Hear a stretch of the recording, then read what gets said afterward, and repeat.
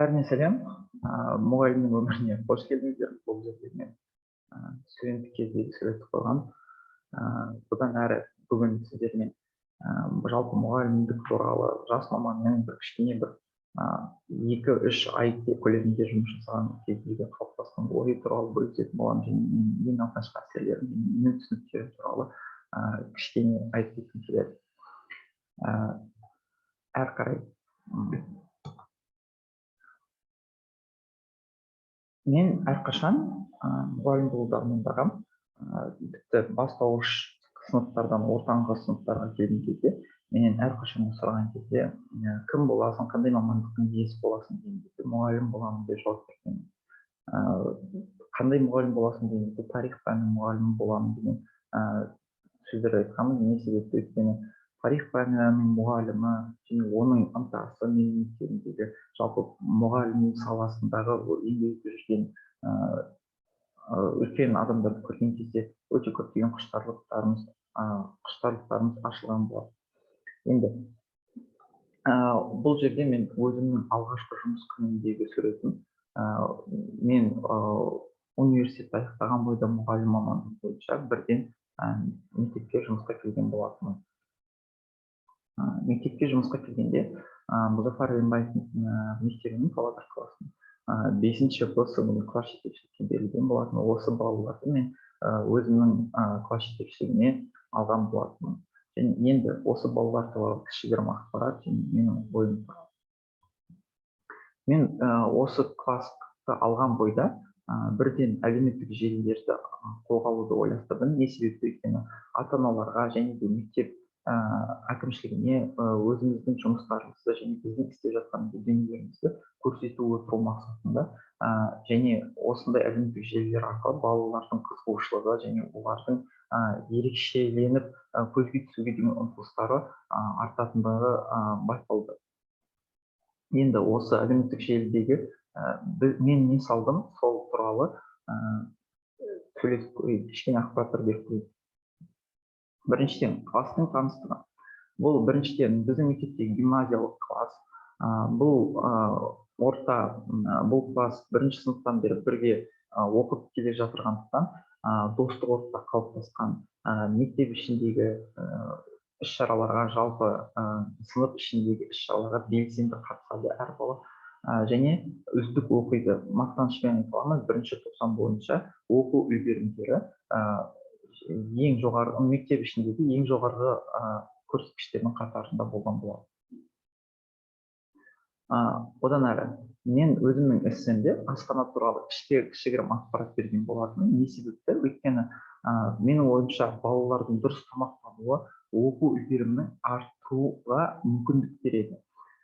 Мен осы балалардың дұрыс тамақтанғанын, асханаға барғанын және ол жерде тыныш отырғанын және дұрыс тамақтанып, дұрыс жүргендерін мен қадағалауға тырысамын.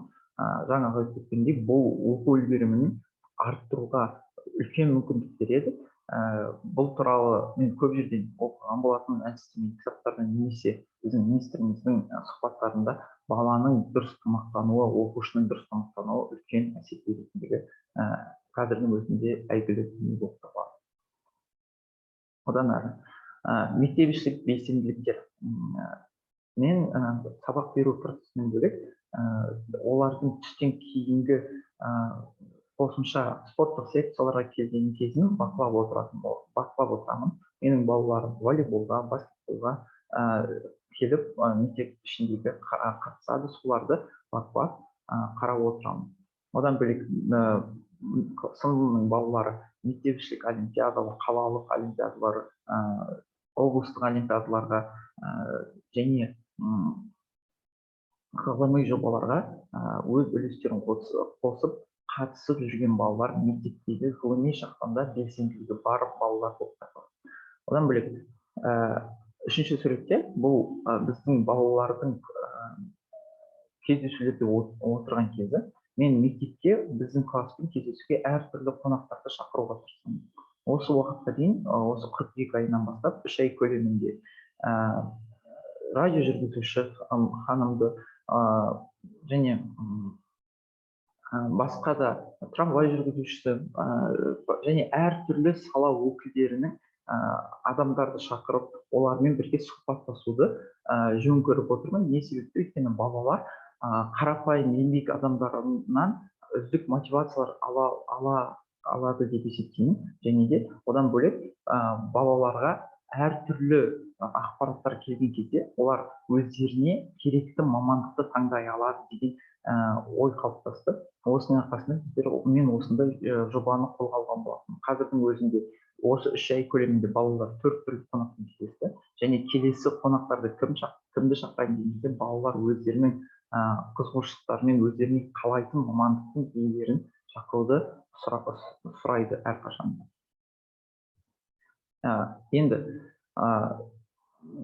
мен осындай жобалар арқылы, осындай іс-әрекеттер арқылы, оларды қадағалау арқылы, асханада қадағалау, дұрыс тамақтануын қадағалау, спорттық секцияларға қатысуын қадағалаймын және олардың әртүрлі бағытта дамыған және керекті нақты түсінікті ақпараттарды алу арқылы олардың менің жұмысым осындай заттар арқылы, іс-әрекеттер арқылы менің жұмысым тек қана балаларға білім беру ғана емес, олар арқылы ұлтымыздың болашағын тәрбиелеу. Осы балаларды тәрбиелеудің арқасында мен осы балалардың біздің болашақ қоғамымыздың бір ортаңғы ең белсенді табы болғанын қалаймын және ол біздің ұлтымыздың негізі болып табылады деп есептеймін. Және осы үшін мен өзіме жай қарапайым білім беру миссиясынан бөлек өте үлкен миссия ұлттың болашағын тәрбиелеу деген миссияны өзіме қойып отырмын.